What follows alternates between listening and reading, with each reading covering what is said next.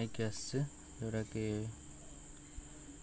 ପୂର୍ବ ଭିଡ଼ିଓରେ ରିଲେସନ୍ ଉପରେ କରିଥିଲେ। ଏଇଟା ଫଙ୍କସନ୍ ପରେ ତୁମ ପାଇଁ ଯେଉଁ ଇମ୍ପୋର୍ଟାଣ୍ଟ କ୍ୱେଶ୍ଚିନ୍ କଥା କହୁଛି ନେଇକି ଦେଖେଇବି ଯେଉଁଟା, ଆଉ ତା'ର important question step by step ଗୋଟେ ପରେ ଗୋଟେ ସଲ୍ୟୁସନ୍ କରିବି।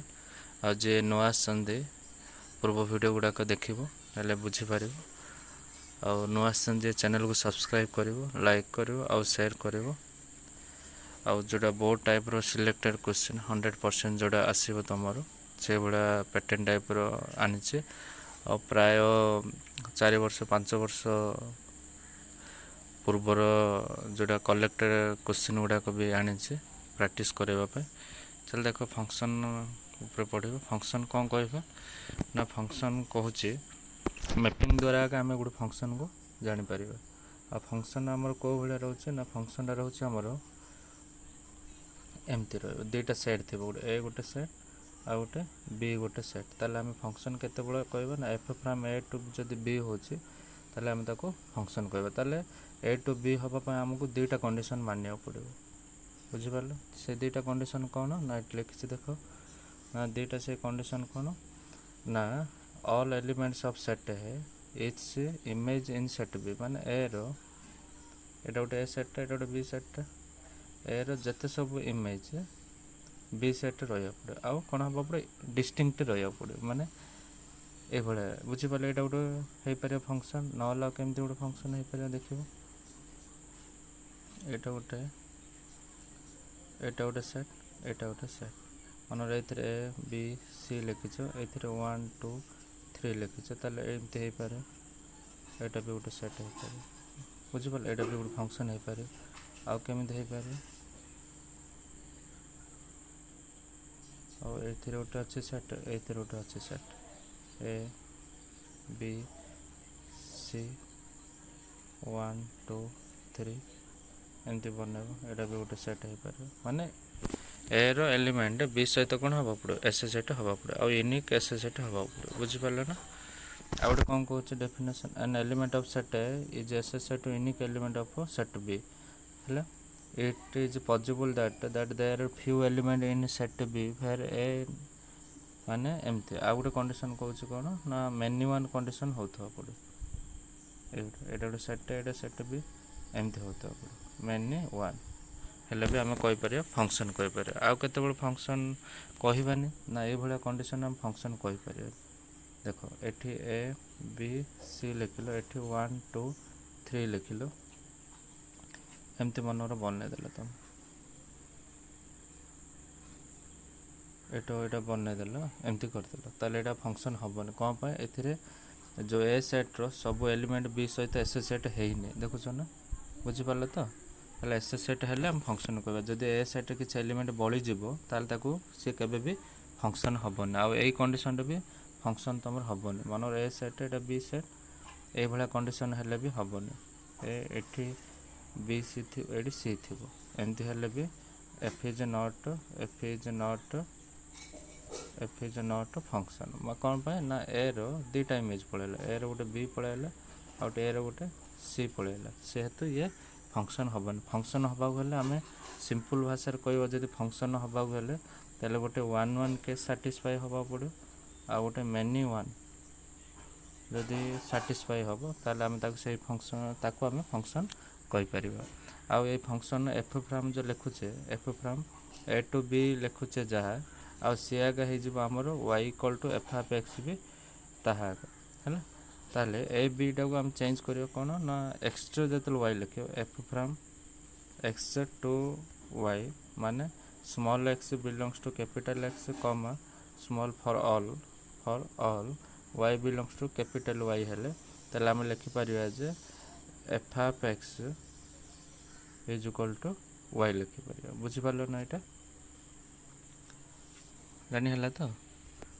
ତାହେଲେ ଏଇଟା ଯେଉଁଟା ଲେଖା ହେଇଛି, ଏଇଟା କହୁଛି, ଏଇଠି ଯେଉଁଟା ଲେଖା ହେଇଛି ଏଇ କେସ୍ଟା ଅଛି ସେଇଟା। ବୁଝିପାରିଲ? ଚାଲ ଯିବା। ଏଠି ଏକ୍ଜାମ୍ପଲ୍ ଗୁଡ଼ା ଲେଖିଛି, କେଉଁଟା ହେବ କେଉଁଟା ହେବନି। ବୁଝିପାରିଲ ନା? ସେ ଭିତରୁ ତୁମେମାନେ ଦେଖିବ କେଉଁଟା ହେବ କେଉଁଟା ହେବନି ଜାଣିପାରିବ। ତୁମ ଡାଇଗ୍ରାମ୍ ଏଠି ସବୁ ଗୁଡ଼ାକ ଲେଖିଛି।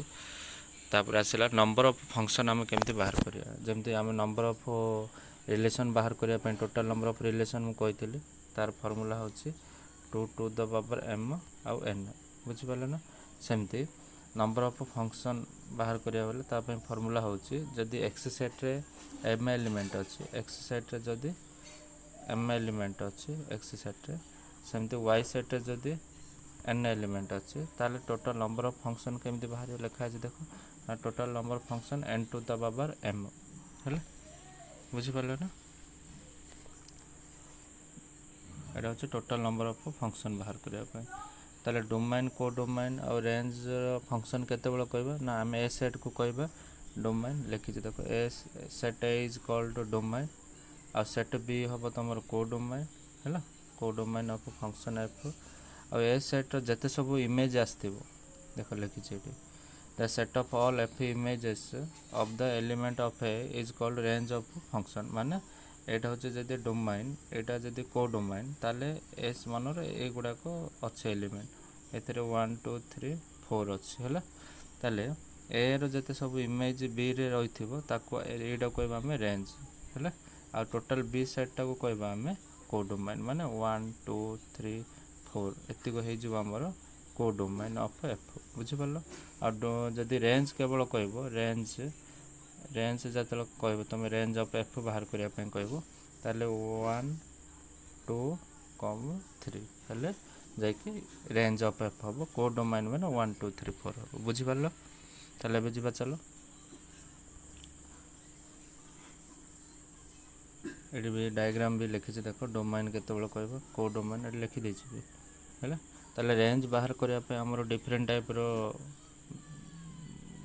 अच्छी मेथड गुडा को जते बेला डिनोमिनेटर रे नॉट इक्वल 0 नै कि लिखियो मनोर ए बेला गुड फंक्शन ने देछ आर रेंज बाहर करिया कहबो तम x बाय x माइनस 1 ताला रेंज बाहर करिया कहले सेते बेला लिखियो x minus 1 not equal to 0 ताले x is not equal to 1 x रो वैल्यू 1 हबोने बुझि परलो ताले रियल नंबर टू जदि हम 1 को फेडी देबा ताले आरो रेंज सब आसे जो बुझि परलो। समझि जदि रूट ओवर रहउछि ताले f dash of root over भितर जदि गोटे फंक्शन रोचे ताले से फंक्शन आंको सब बेले कोन नबा ना f of x greater than equal to 0 नै कि तार हम रेंज बाहर करियो बुझि परलो। आउटे रेंज बाहर करियार भी फार्मूला होचे ना से फंक्शन रो y लिखिबो ताको हम x टर्म चेंज करिबो हैला x टर्म चेंज करले y रो वैल्यू पके के चेक करिया पय तार भी गोटे अछि एटा से कांसेप्ट रे हैला बुझि परलो। हाउ लिखि छै एटी रूट ओवर भितर किछ फंक्शन ताले ग्रेटर देन 0 लिखा होचे ताले ए वैल्यूटा x less than -1 x greater एटा होचे तार कांसेप्ट फार्मूला डाटा से बेसिक रे हम एटा पके छै जे x र वैल्यूटा -1 छाडिबा 1 छाडी के जो वैल्यू पकेले फंक्शन कोन करबा हम डिफाइन करबो बुझि परलो। एटा आउट जो सेकंड स्टेप रो सेकंड मेथड टा जोडा y नबा तापर x टर्म चेंज करबा x टर्म चेंज करी y रो वैल्यू पके के हम चेक करले एठी तार फंक्शन भी आसी पर एटा भी सेम ए फंक्शन रो रेंज केते आसीबो y is equal to 1 - 2 sin 3x तल फर्स्ट साइन रो लगेबो साइन रो लगेला पर ताको चेंज करके बाहर करबो हैला एटा एडिशन ऑफ फंक्शन एजा तो जानि छ त माने एडा कहूनी एडा का कहबा माने हमें सारी परियोने तुमको एमसीक्यू नबा पय बेले केते बाटा आनी छै ताले तमरा आसिला बे टाइप्स ऑफ फंक्शन जोड़ा सेकेंड ईयर रिलेटेड हैला टाइप्स ऑफ फंक्शन केमती कहबा ना गोटे 1 1 फंक्शन अछि तापर ऑन टू फंक्शन अछि 1 1 और ऑन टू जदि सैटिस्फाई हबो ताले से बाइजेक्टिव हबो आ गोटे फंक्शन जदि बाइजेक्टिव हे जे ताले तार इनवर्स बाहरिबो बुझि परलो इनवर्स जदि बाहर होचे ताले इन्वर्टेबल हे पारिबो गोटे फंक्शन डा हैला ए भले अछि तापर तमरा अछि कंपोजिशन फंक्शन अछि f o g of f हैला ना एति तमर अछि फंक्शन ऊपर हैला ताले 1 1 फंक्शन केते बळ कय ना function from A to B is said to be 1 1 function और इंजेक्शन और इंजेक्टिव कहबा if different element of A have images in B माने ए रो डिफरेंट इमेजेस बी रे रहथो पड़ो एटा मनर ए सेट एटा मनर ए सेट एटा बी सेट ए रो डिफरेंट इमेज बी सेट रहियो पड़ो और डिस्टिंक्ट एलिमेंट ए रो डिस्टिंक्ट एलिमेंट बी रे भी रहिले जदि ताले ताको कहबा हमें वन वन फंक्शन बुझी पारलो ना। आउ गोटे मेथड भी कहि परिया कोन ना जदि दुटा एलिमेंट नबा हैला दुटा एलिमेंट नबा x1 x2 दुटा एलिमेंट नबा ए सेट रो ताले हमें चेक करबा जदि f ऑफ x1 x2 दुटा एलिमेंट नबा तार चेक करबा f ऑफ x1 जदि f ऑफ x2 हे जाउची ता से एलिमेंट भी जदि दुटा समान पळे आसियो ताले हमें ताको कहबा 1 1 कहि परियो न लाउ को केस रे भी कहि परियो जदि x1 x2 सहित समान हबोनी ताले तार फंक्शन भी समान जदि न होची ताले ताको भी हम कहि परियो 1 1 फंक्शन बुझि परलो। एटा तार एग्जांपल मु लिखि छी बुझि परलो ना। एटा एटा अछि ता स्टेप गुडा भी लिखि छी एटा मो निज नोट मु बनै छी एटा हैला। तापरे नंबर ऑफ 1 1 फंक्शन और इंजेक्शन और इंजेक्टिव फंक्शन देखो जतबेले m ठारो n रो वैल्यूटा बड़ हबो ताले सेतले n परमुटेशन m हबो फार्मूला माने ए भले एग्जांपल गुटे ऑनर ए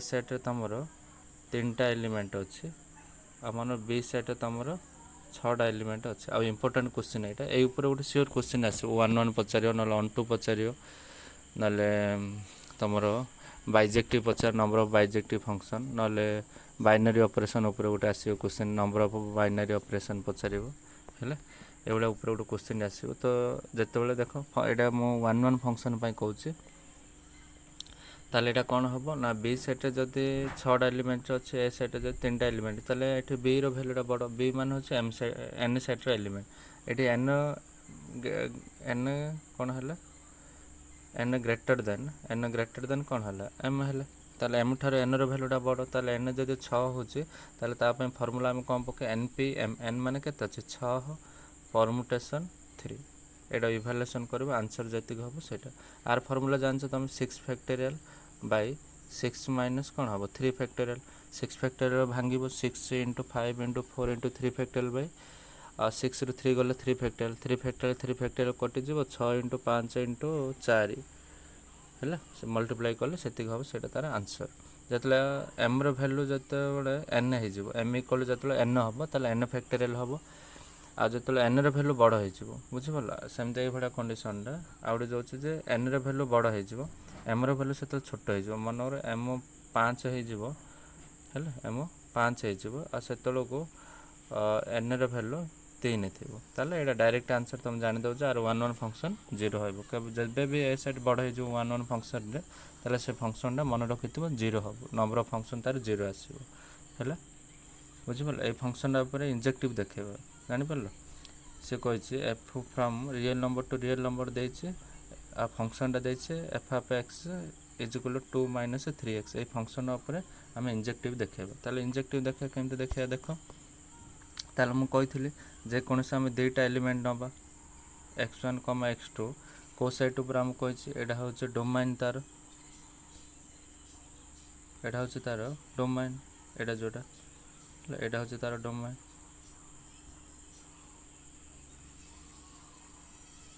एडा हो छै तार डोमेन एडा हो छै तार डोमेन डा बुझि परलो ना सेमते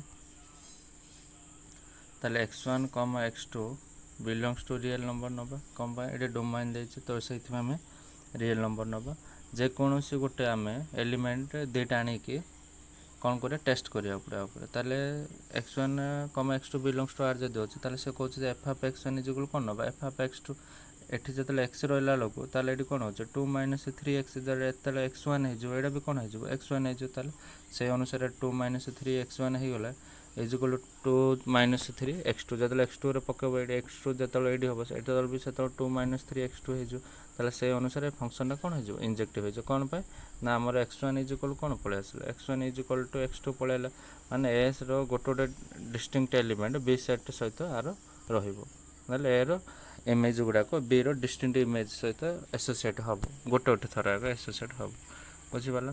सेमते ए कथा जतले कहबो ए फंक्शन रा इंजेक्टिव हबो ना जदि तम कहबो ताले ए फंक्शन रा इंजेक्टिव हबोनी कोन पाए ना देखो x1 x2 जतले दुटा एलिमेंट बिलोंग्स टू r नबो ताले 5 of x1 रो स्क्वायर प्लस 7 = 5 of x2 रो प्लस 7 हला ताले 7 7 कटिवला x1 = x2 रहला ताले x1 = प्लस और माइनस x2 ତାହେଲେ x1ଟା ବେଳେବେଳେ x2 ସହିତ ହେଉଛି ଆଉ ବେଳେବେଳେ କ'ଣ ହେଉଛି x1ଟା ମାଇନସ୍ x2 ହେଉଛି। ତାହେଲେ ତୁମେ ଯେତେବେଳେ ଗୋଟେ ଏଲିମେଣ୍ଟ ନେଇକି ପକାଇବ, ଦେଖ ଗୋଟେ ଏଲିମେଣ୍ଟ ମନ ନେଲେ ମନର ଏଠି ରିଏଲ୍ ନମ୍ବର ମାନେ ତ ସବୁ ନମ୍ବର ଅଛି ଏଥିରେ, ରିଏଲ୍ ନମ୍ବର ମାନେ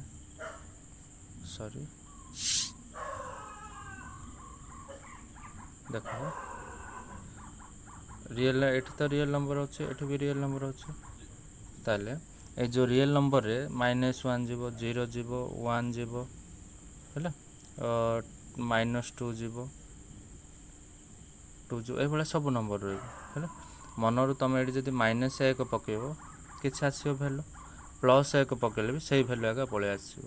ହେଲା, ତାହେଲେ ଏଇଟା 1 1 ହେଲା କି ଏଇଥିରେ ଗୋଟେ ଇମେଜ୍ ଆର୍ ପଳେଇ ଆସିଲା, ଆର୍ ବି ଗୋଟେ ଇମେଜ୍ ପଳେଇ ଆସିଲା। ତ ସେଇ ହେତୁ এই ଫଙ୍କସନ୍ଟା କ'ଣ ହେବ ନା এই ଫଙ୍କସନ୍ଟା ଆମର ଇଞ୍ଜେକ୍ଟିଭ୍ ହେବନି। ବୁଝିପାରିଲ ନା? ତାହେଲେ এইଭଳିଆ ଏକ୍ଜାମ୍ପଲ୍ ଦିଅ ସାର୍ କେତେବେଳେ ଫଙ୍କସନ୍ଟା ଇଞ୍ଜେକ୍ଟିଭ୍ ହେଇପାରିବ ଏଇ ସ୍କୋୟାର ଫଙ୍କସନ୍ରେ ଆଗେ ନା f from natural number to ଯଦି ରିଏଲ୍ ନମ୍ବର ହେବ, ଏଫ୍ ଫ୍ରମ୍ କ'ଣ ହେବ ନ୍ୟାଚୁରାଲ୍ ନମ୍ବର ଟୁ କ'ଣ ହେବ ରିଏଲ୍ ନମ୍ବର ଯଦି ହେବ, ତାହେଲେ ଏ ଫଙ୍କସନ୍ଟା ସେତେବେଳେ ତୁମର ଏଇ ଫଙ୍କସନ୍ଟା ଆଗା ତାହେଲେ ସେତେବେଳେ ତୁମର ଇଞ୍ଜେକ୍ଟିଭ୍ ହେଇପାରିବ। ବୁଝିପାରିଲ ନା? ଜାଣି ହେଲା ତ? ଏଇଟା ବି ସେମିତି ଦେଖିବ real number to real number, ତାହେଲେ ଗୋଟେ ଇମେଜ୍ ଜାଗାରେ ଆସୁଥିବ। ହେଲା, ଦେଖ ଲେଖିଛି x1 = x2, 1ରେ ନେଲେ 1 ଆଇବ, ସରି 1ରେ ଯେତେବେଳେ ପକାଇବ 3 ଆସିବ, 2 ପକାଇଲେ ଡିଷ୍ଟିଣ୍ଟ ଏଲିମେଣ୍ଟର ତ ଡିଷ୍ଟିଣ୍ଟ ଇମେଜ୍ ଆସିବ। ବୁଝିପାରିଲ ନା? ଏବେ ଦେଖିବ ଅନଟୁ ଫଙ୍କସନ୍ ଦେଖିବ, ଅନଟୁ ଫଙ୍କସନ୍ କ'ଣ ଦେଖିବା ଏବେ ଚାଲ। ହେଲା, ଅନଟୁ ଫଙ୍କସନ୍ କହୁଛି ଅନଟୁ ଫଙ୍କସନ୍ ଯେଉଁଟା ସବଜେକ୍ଟିଭ୍ ସେଇଟା ତୁମର, ସବଜେକ୍ସନ୍ ବି ସେଇଟା। A function f from A to B is onto if each element of B has its pre-image in A, ମାନେ B ର ଯେତେ ସବୁ, ଏଇଟା ହେଉଛି A ସେଟ୍, ଏଇଟା ହେଉଛି B ସେଟ୍, B ସେଟ୍ର ଯେତେ ସବୁ ପ୍ରି ଇମେଜ୍ A ସେଟ୍ରେ ରହିବାର ଅଛି, ଆଉ B ସେଟ୍ରେ କିଛି ବି ଏଲିମେଣ୍ଟ ନ ବଳିଲେ ତାହେଲେ ତାକୁ ଆମେ କହିବା କ'ଣ ଅନଟୁ ଫଙ୍କସନ୍ କହିବା ବା ସବଜେକ୍ଟିଭ୍ ଫଙ୍କସନ୍ କହିପାରିବ। ଏଇଟା ଗୋଟେ ହୋଇପାରିବ। ନହେଲେ ଆଉ ଗୋଟେ ଡେଫିନେସନ୍ କ'ଣ କହୁଛି ନା ଇନ୍ ଅଦର୍ ୱାର୍ଡ଼, ଆଉ କେତେବେଳେ ଦେଖିପାରିବା ଆମେ ଅନଟୁ ଏଇଟା ହେବ ନା ନାହିଁ ଚେକ୍ କରିପାରିବା। Range of f = codomain of B ଯଦି ହେବ, ତାହେଲେ ସେଇ ଫଙ୍କସନ୍ଟା ଆମର କ'ଣ ହେଇପାରିବ ସବଜେକ୍ଟିଭ୍ ହେଇପାରିବ। ବୁଝିପାରିଲ ନା? ନହେଲେ ଆଉ କେମିତି ବି ବାହାର କରିପାରିବ, ଏଇଟା ଯେଉଁଟା ମୁଁ ଟିକେ କହୁଥିଲି ଆଉ ଟିକେ ଛାଡ଼ିଦେଲି ତୁମକୁ, କ'ଣ ନା ବିର ସବୁ ପ୍ରି ଇମେଜ୍ ଏ ହେବ, ନହେଲେ କ'ଣ ହେଇପାରିବ f inverse of y belongs to of A or for all y belongs to B, ମାନେ ୱାଇର ସବୁ ଏଲିମେଣ୍ଟ ବିରେ ରହୁଥିବାକୁ ପଡ଼ିବ, ଆଉ ଏଫ୍ ଇନଭର୍ସ ଅଫ୍ ୱାଇଟା କ'ଣ ହେବାକୁ ପଡ଼ିବ ୱାଇ ଯଦି ପଳାଇବ, ତାହେଲେ ତାକୁ ଆମେ କହିପାରିବା ଅନଟୁ ଫଙ୍କସନ୍ ବି କହିପାରିବା। ବୁଝିପାରିଲ ନା? ସେମିତି the following arrow diagram show onto function, ଦେଖ ଏଇଟା ମୁଁ ଦେଖେଇଛି ଅନଟୁ ଫଙ୍କସନ୍। ତାହେଲେ ନମ୍ବର ଅଫ୍ ଅନଟୁ ଫଙ୍କସନ୍ ବାହାର କରିବାକୁ ଗଲେ ଏଇ ଫର୍ମୁଲାଟା ମନେ ରଖିବାକୁ ପଡ଼ିବ। ନହେଲେ ଆଉ ଗୋଟେ ସର୍ଟକଟ୍ ଫର୍ମୁଲା କହୁଛି କ'ଣ ନା କହୁଛି ତୁମକୁ ଲେଖିଦେବ, ଏ ଫର୍ମୁଲାଟା ମନେ ରଖିବ, ନହେଲେ 2 ଦ୍ୱାରା n -2 number of onto function ବାହାର କରିବାକୁ ହେଲେ। ବୁଝିପାରିଲ ନା? ଏଇ ଫର୍ମୁଲାଟା ମନେ ରଖିଥିବ ବେଷ୍ଟ ହେବ। ତୁମକୁ ପଚାରିବ ଯେ find the number of onto function, A ସେଟ୍ରେ ତୁମକୁ ଦେଇଥିବ 3। ବୁଝିପାରିଲ ନା? ତାହେଲେ ଏ ସେଟ୍ ମାନେ କ'ଣ ଏଇଟା ହେଉଛି ଏମ୍ ଯାହା ଏଇଠି ଏନ୍ ବି ତାହା ଆଗ ହେବ, ତ ସେଇ ଅନୁସାରେ ଏଇଟା ହେବ କ'ଣ ନା ଏଇଟା ହେଇଯିବ ତୁମର 3 ହେଇଯିବ, ତାର ପାୱାର 2ର ପାୱାର 3 -2, 2ର ପାୱାର 3 ମାନେ କେତେ ହେବ 8 ହେବ, 8 - 2 ମାନେ କେତେ ହେବ 6। ତାହେଲେ answer number of onto function 3 ଆସିବ। ବୁଝିପାରିଲ? ଏଇଭଳିଆ ତାହେଲେ ନମ୍ବର ଅଫ୍ ଅନଟୁ ବାହାର କରିବା ପାଇଁ ଆଉ ବହୁତ ଗୋଟେ ତାରିକା ଅଛି। ହେଲା, ତ ଫାଷ୍ଟ ରେଞ୍ଜ = କ'ଣ ହେବ କୋ ଡୋମେନ୍ ହେବ ବୋଲି ଗୋଟେ କହିଲି। ନହେଲେ ଆଉ ଗୋଟେ କେସ୍ରେ କେମିତି ହେଇପାରିବ, ସେ ଫଙ୍କସନ୍ଟାକୁ ଆମେ ଯେଉଁଟା ଇନଭର୍ସ ବାଲାରେ କହୁଥିଲି। ବୁଝିପାରିଲ ନା? ତାହେଲେ ଏଇଟା ସେଇ କେସ୍ଟା ଏଫ୍ ଅଫ୍ ଏକ୍ସ = ୱାଇ ନେବ, ତାକୁ ଏକ୍ସ ଟର୍ମରେ ଚେଞ୍ଜ କରିବେ, ଏକ୍ସ ଟର୍ମରେ ଯେତେବେଳେ ଚେଞ୍ଜ କରିବା ତାକୁ ଜି ଅଫ୍ ୱାଇ ବୋଲି କହିବେ। ହେଲା ନା?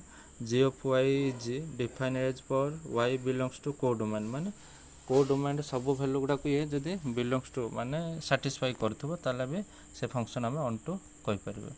ବୁଝିପାରିଲ? ଦେଖ ଏଇଟା x³ + 1 ଗୋଟେ ଫଙ୍କସନ୍ଟା ନେଲି, ସେ ଫଙ୍କସନ୍ ଆମକୁ କ'ଣ ୱାଇରେ ଲେଖିବି, ୱାଇରେ ଲେଖିଲା ପରେ ଏଇଟା ଚେଞ୍ଜ କରିବି, ଏକ୍ସ ଟର୍ମରେ ଆଣିବି, ଏକ୍ସ ଟର୍ମ ଆଣିଲା ପରେ ତୁମେ ଏଠି ୱାଇର ଭ୍ୟାଲୁ ଯେଉଁ ଭ୍ୟାଲୁ ପକାଉଛ ପକାଅ, ୱାଇର ଯେଉଁ ଭ୍ୟାଲୁ ପକାଉଛ ପକାଅ, ଇଏ ବିଲଙ୍ଗସ୍ ଟୁ କ'ଣ ହେବ ରିଏଲ୍ ନମ୍ବର ହେବ। ରିଏଲ୍ ନମ୍ବର ହେଲା ଯଦି ତାହେଲେ ଏ ଫଙ୍କସନ୍ ଆମେ କ'ଣ କହିପାରିବା ସବଜେକ୍ଟିଭ୍ ଅନଟୁ କହିପାରିବା। ଆଉ ତା'ର ରେଞ୍ଜର ଯେତେ ସବୁ ଏଲିମେଣ୍ଟ କୋ ଡୋମେନ୍ରେ ବି ରହିଲା, ଦେଖ ଏଇଟା ହେଉଛି ତା'ର କ'ଣ एटा हूँ तार कोडोमाइन आउ रेंज आम तो बाहर कले वाई बिलंग्स टू आर माने वाई बिलंग्स टू आर जब माने आर रेंज ऑफ एफटा भी कौन हम बिलंग्स टू रियल नंबर हम रेंज ऑफ एफटा बिलंग्स टू कौन हम रियल नंबर हम आउ तार कोडोमाइन भी देछि एटा तार कोडोमाइन भी देछि रियल नंबर ताले range of f is equal to कौन है कोडोमाइन ऑफ आर है कोडोमाइन ऑफ आर जब होचे ताले फंक्शन हम कौन कहि परियो 1 1 भी सॉरी इंजेक्ट सब्जेक्टिव भी कहि परियो जदि बाइजेक्टिव फंक्शन हम गोटे फंक्शन डी गोटे फंक्शन जो बाइजेक्टिव हम देखो बाइजेक्टिव जिते हम ताले गोटे फंक्शन बाइजेक्टिव हवा हेले आमको कौन कौन साटिस्फाई करा पड़ो ना 1 1 कंडीशन साटिस्फाई करथवा पड़ो आ कौन करथवा पड़ो आउ ऑन टू फंक्शन जो सब्जेक्टिव कंडीशन साटिस्फाई करियो ताले से फंक्शन टाक आम बाइजेक्टिव बोली फंक्शन बोली कहि परिबा बुझि पारलो ना number of 1 1 and onto function है बाहर करिया हेले तार फार्मूला होची n फैक्टोरियल है जहाँ देखो से तार factorial if A has n element the number of bijective function from A to B is total number of arrangement माने टोटल नंबर ऑफ 1 1 आउ ऑन टू बाय माने एन सेट जोटा देथियो सिया के तार आंसर हम एन फैक्टोरियल हो जिवो बुझ पालो मन ए सेट रे तुमको देछि दुटा एलिमेंट आ पचार ए फंक्शन रो 1 1 ऑन टू फंक्शन बाहर करिया करो ताले आर 2 फैक्टोरियल हो 2 फैक्टोरियल में केते 2 आसीबो आंसर 1 1 ऑन टू पय जोटा बाइजेक्टिव पय पचारिबो हैला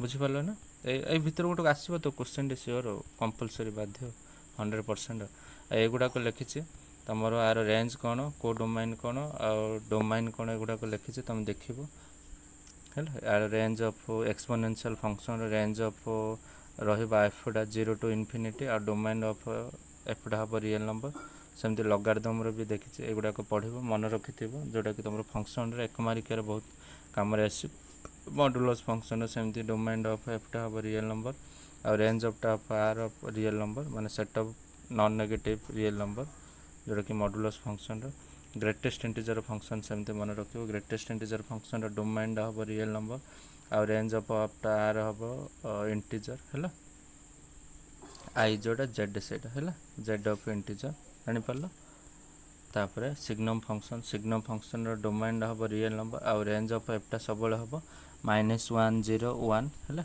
बुझिपारे एगुड़ा मन रखिले तुम जोटा कि सब्जेक्टिव होची ना चेक करि आमर इंजेक्टिव होची ना चेक करि भैल्यू बहुत गुड़े फंक्शन अच्छे खाली इंपोर्टाट एगुड़ा को लिखी देती सेमती पॉलिनोमियल अच्छी है ये बहुत गुड़े अच्छे तो तुम जदि डाउट किसी रही मत कमेंट सेक्शन भी लिखिले मु तुम को पठे पारि है कंपोजिशन फंक्शन पढ़ा है कंपोजिशन फंक्शन माने कंपोजिशन माने बुझीपार ना माने जनकर एवं जो मेडिसिन गोटे किणव से कंपोजिशन लिखा होता ना माने सेटा हूँ मिश्रण एटा भी सेमती गोटे फंक्शन मिश्रण आउ गोटे फंक्शन आम बाहर कर भैल्यू मेडिसिन लिखा हो अल्कोहल केतिक परसेंट तार कार्बन एमती रोचे बहुत गुड़े को मेडिसिन को ऊपर सेमती कंपोजिशन मान गोटे फंक्शन जगार आउ गोटे फंक्शन भैल्यू पकईके तार आम आने कहले कंपोजिशन फंक्शन कह ताले गोटे फंक्शन देछि f from A to B आउ गोटे फंक्शन देछि g from B to C ताले आम तार कंपोजिशन केमती बाहर करवा ना g of f from A to C जदि कहबा ताले से तार कंपोजिशन बाहर पड़ो बुझी पारलो ना ताले लिखा है देख ये लिखी ए डायग्राम सहित भी लिखी देछि f a function from A to B आउ g of function from B to C है तार composition g of f from A to कौन हम सी हम ए टू सी हम और केमती लिखिपर जी ऑफ एफ एक्स जोटा ताको आम जी ऑफ एफ एक्स भी लिखिपर बुझीपार ना ताले प्रॉपर्टीज ऑफ कंपोजिट फंक्शन रे ऊपर गोटे एक मार्क आसो देखो है आउ केबे भी जी ऑफ एफटा एफ ओ जी सहित इक्वल हेनी सेमती रेयर केस रे हो पारे है एफ इज ऑड फंक्शन ताले जी इज इवेन ताले f o g is an even function हम है f is even g is odd ताले f o g an even function हम एगुड़ा मन रख एक मार्क आसो कहीं तुम एक मार्क बहुत फोकस करा पड़ो आउ मैथ भल स्कोर कराया तुमको मैथ रे कम से कम 95 96 80 80 एभव ही रखिले तुम साइंस रे भल मार्क रही पार आ जे मैथ को भय कर मो सहित कंटाक्ट करें केमती कौन एति दिन भितर केमती प्रिपेयर करूँ मोर नंबर हूँ 9668 81910002 এই ନମ୍ବରରେ ବି ତୁମେ କଣ୍ଟାକ୍ଟ କରିପାରିବ ମୋ ସହିତ, କିଛି ଅସୁବିଧା ନାହିଁ। ହେଲେ ବହୁତ ଗୁଡ଼ିଏ ରହୁଛି, ଏଗୁଡ଼ା ଦେଖିବ ସବୁଗୁଡ଼ା ତ କିଛି ମାନେ ଯେଉଁଟା ଇମ୍ପୋର୍ଟାଣ୍ଟ ଗୁଡ଼ାକ କହିଦେଲି ତୁମମାନଙ୍କୁ, ଦେଖିବ ଏଗୁଡ଼ାକ। ଇଭେନ୍ ଅଡ୍ ଫଙ୍କସନ୍ ଉପରେ ଗୋଟେ 3 ମାର୍କିଆ କ୍ୱେଶ୍ଚିନ୍ ଗୋଟେ ଆସିବ, ହେଲା, ବୁଝିପାରିଲ ନା? Thank you. ଆର ନେକ୍ସଟ ଭିଡ଼ିଓରେ ନେଇକି ଆସିବି ତୁମମାନଙ୍କ ପାଇଁ, ଯେଉଁଟାକି MCQ ଉପରେ ନେଇକି ଆସିବି। ଆଉ ସେଇ ପର୍ଯ୍ୟନ୍ତ ଚ୍ୟାନେଲ୍ ସହିତ ଯୋଡ଼ି ରହିବେ ତୁମମାନେ, ହେଲା।